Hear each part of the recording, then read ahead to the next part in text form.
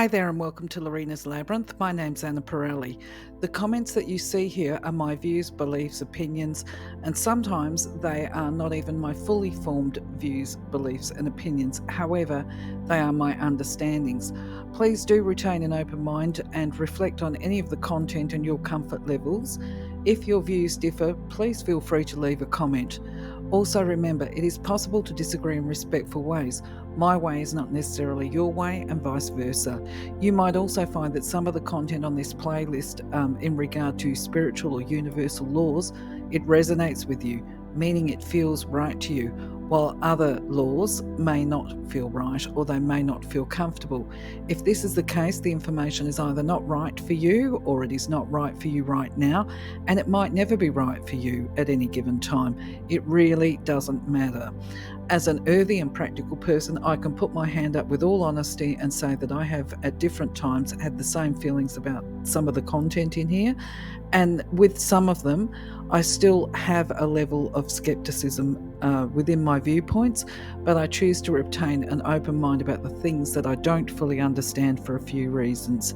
Firstly, because I believe it would be supreme arrogance to think that we all know all of the answers while we have a body. And because what is right for one of us is not necessarily right or suitable for all of us, and I choose to respect the differences. Please do leave your opinions, beliefs. Feel free to argue the points in a respectful way with any of the content on the slides and even my interpretations. And if you feel that you can add clarity around some of the content, we would all love to see it. Thank you. For now, though, let's explore the laws. All creation is governed by law. The principles that operate in the outer universe, discoverable by scientists, are called natural laws. But there are subtler laws that rule the hidden spiritual planes and the inner realm of consciousness. Contained within these laws, or conditions, is the true nature of matter. Knowledge of these laws has an effect upon the mental urges. Mind is the builder. Stay in full mindfulness of the application of universal law as related to self and to others, and know that in love all life is given, in love all things move. In giving one attains, in giving one acquires. In giving, love becomes the fulfillment of desire, guided and directed in the ways that bring the more perfect knowledge of self as related to the universal, all-powerful, all-guiding, all divine influence in life. Love is life.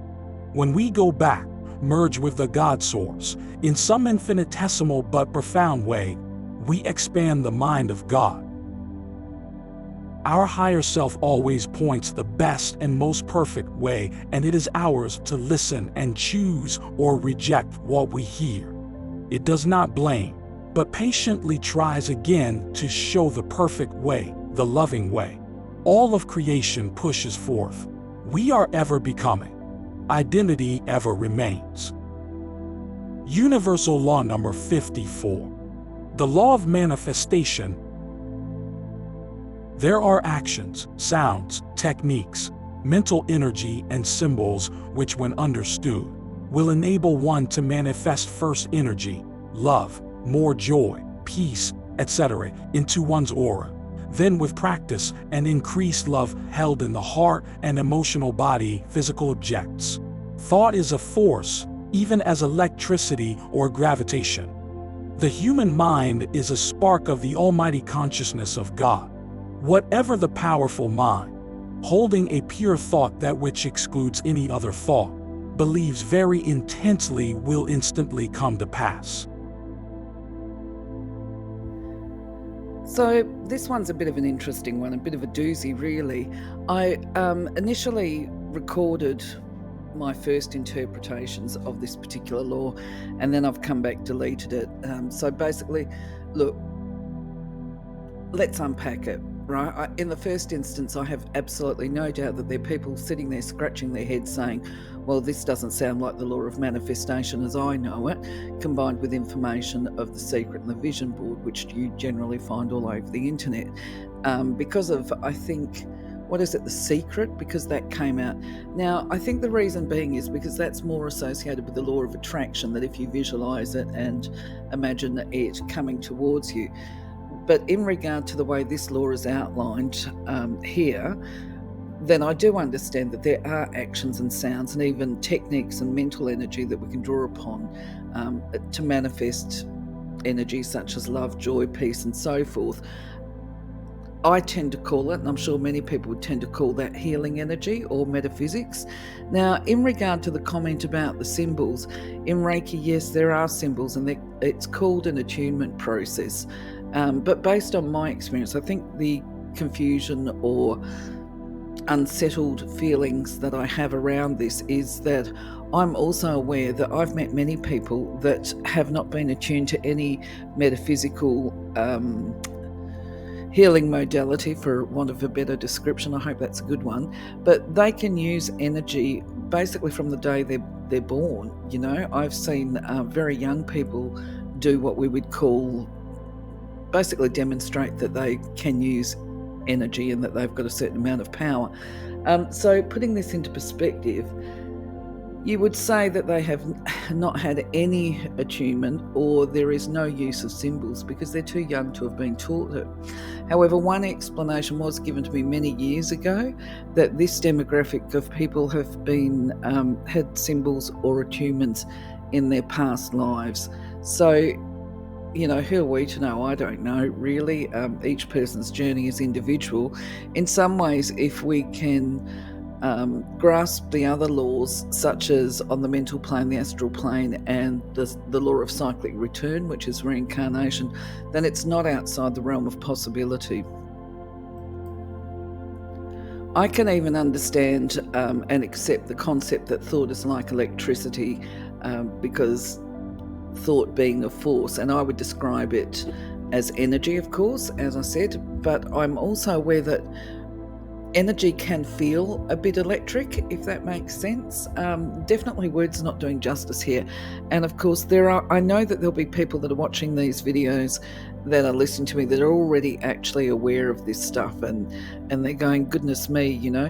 What I'm trying to do is actually simplify concepts to people that have not had these experiences and help them to understand and open their minds. So I just want to put this here. And this is why I sort of keep my experiences, I try and simplify them down as well. So what I do know as well is that many people that have had these spiritual awakenings often refer to an experience of being that they compare to being struck by lightning. So they're talking about an electric experience as well, because that obviously does, if anybody's ever had an electric shock, yeah, that's pretty interesting. And I think there is a consensus that the aura, or that area and space around the physical body, is electromagnetic, and of course that's why you can get aura scans. Going back to that business of being electrocuted, obviously not everybody dies from being electrocuted or being hit by a bolt of lightning. And many years ago, I actually didn't get struck by lightning. I stupidly forgot to turn the mains off when I was changing a broken light globe, and I ended up getting a really good kick, shall we say, a kick that kicked me off the ladder.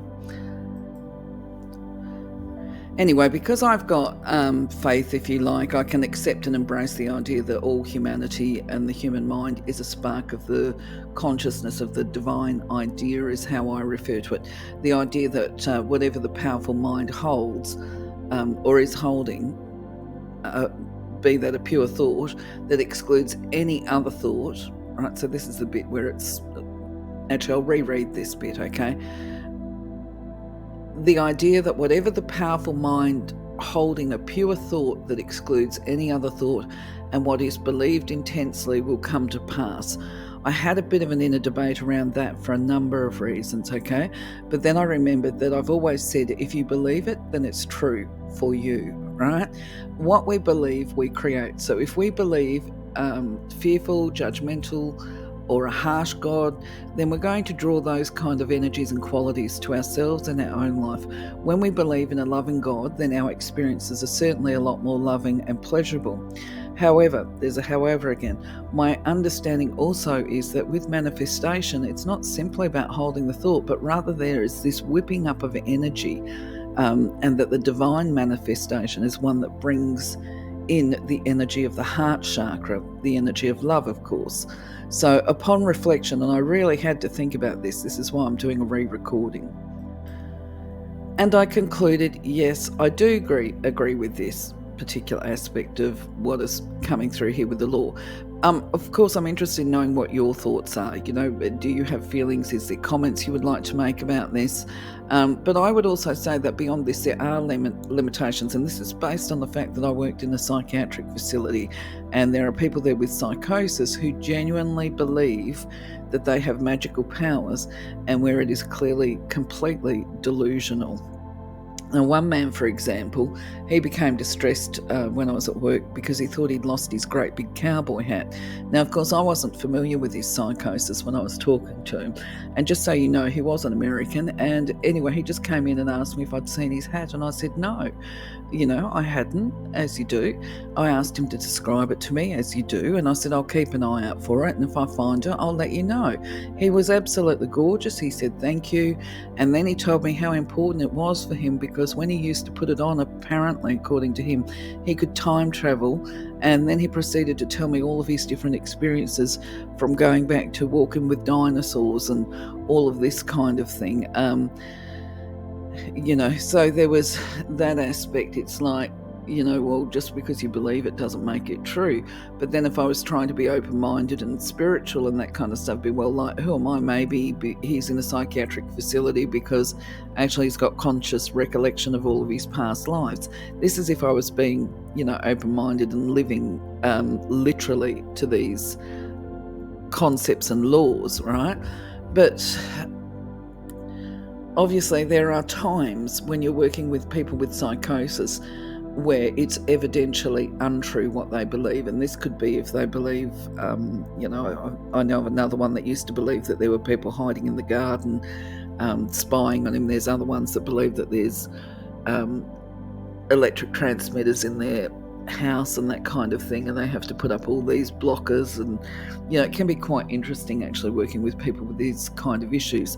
But where I say it becomes a little bit problematic is if you hold that thought of, I'll be open-minded, who am I to pass judgment, is when people start to transfer and project.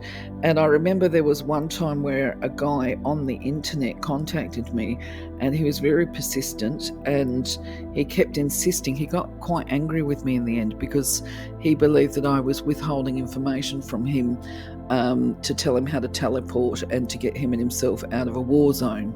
So, yeah, that was not a pleasant experience.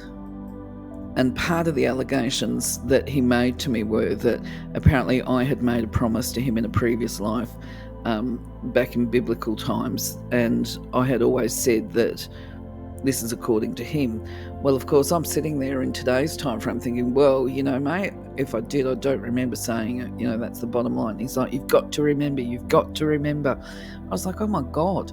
So that's when we can easily become pulled into other people's delusions as well. Anyway, then the other thing that I had to think about too was this business of being able to move things with the power of thought. Actually, I can believe that too, because I've been witness to some really interesting things throughout my life.